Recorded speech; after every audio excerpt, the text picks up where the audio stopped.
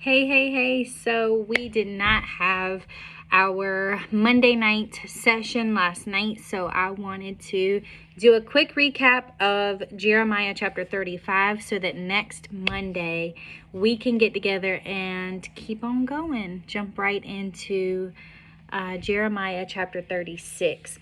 I'm so excited. We are over halfway through the book of Jeremiah, and this study has truly blessed me. And if you have not been along this journey with us, I implore you to start at chapter 1 of Jeremiah and allow God to speak to you through this book and truly get a deep, in-depth study of the book of Jeremiah.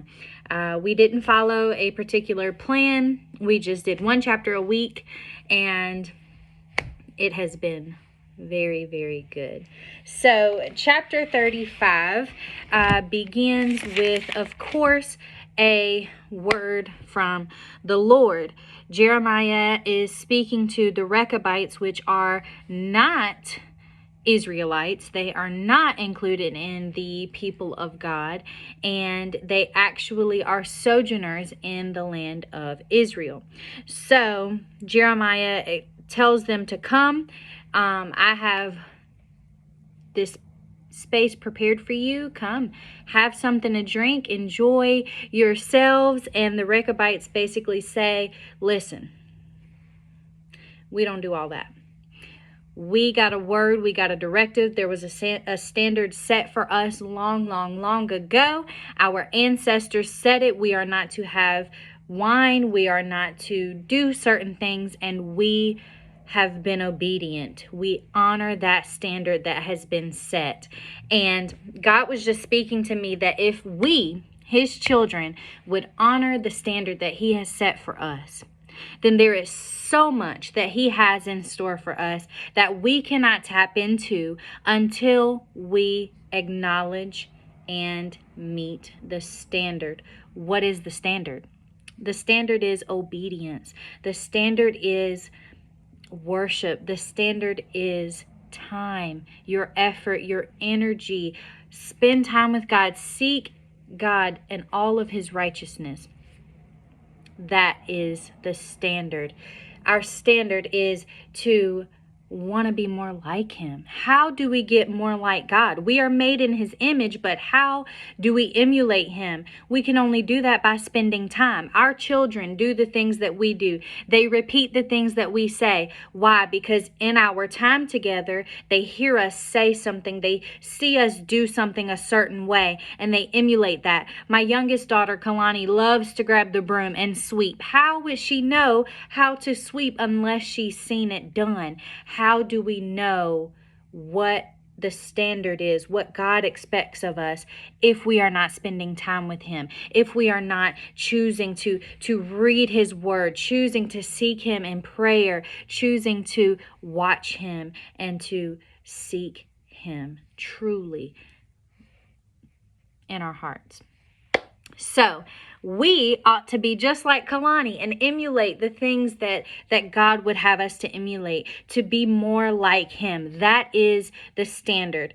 And ultimately, all he wants us to do is listen. When he gives us a word, listen. If he tells us to do something, just do it. How hard is that? That was his quarrel with the people of Israel, because he's saying, if these people could obey a human being that is long gone by now, if they could still honor the standard that they set for them, how can you not want to honor me, your creator, your provider, the one who has the plan and the purpose set for you?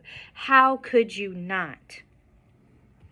And in the end of this, God even told them, verse 18, he said, and Jeremiah said to the house of the Rechabites, thus says the Lord of hosts, the God of Israel, because you have obeyed the commandment of Jonadab your father, and kept all his precepts, and done according to all that he commanded you, therefore thus says the Lord of hosts, the God of Israel, Jonadab the son of Rechab shall not lack a man to stand before me forever, which means they now have the opportunity to have a relationship with God.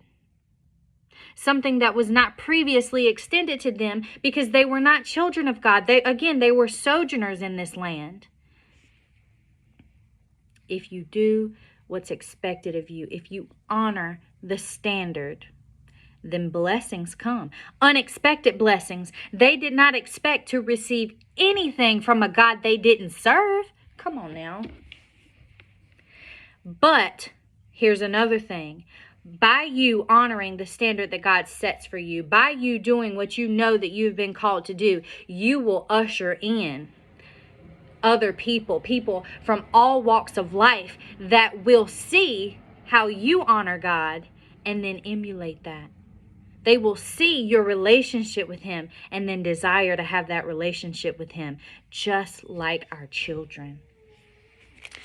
One more thing I want to point out to you is that verse 7, it says, you shall not build a house, you shall not sow seed, plant a vineyard, nor have any of these, but all your days you shall dwell in tents, that you may live many days in the land where you are sojourners. This was the word that their ancestor had given to them, and also that they shall not drink wine, nor them, nor their sons, and it literally says forever.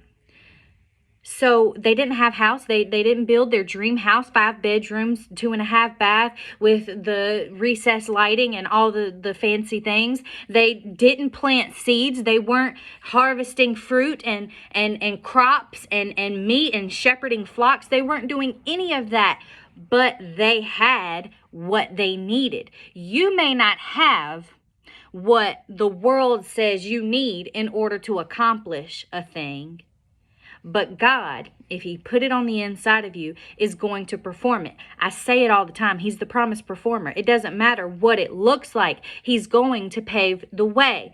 These people didn't have a house. They were living in tents and they were content. Why? Because all they needed, God provided for them. All that you need, God will provide for you. I hope that encourages you. Happy Tuesday. It's November 1st. Let us walk into this month with thankfulness. Let us walk into this month with expectation. Let us walk into this month with intentionality. And let's get some things done. Bye.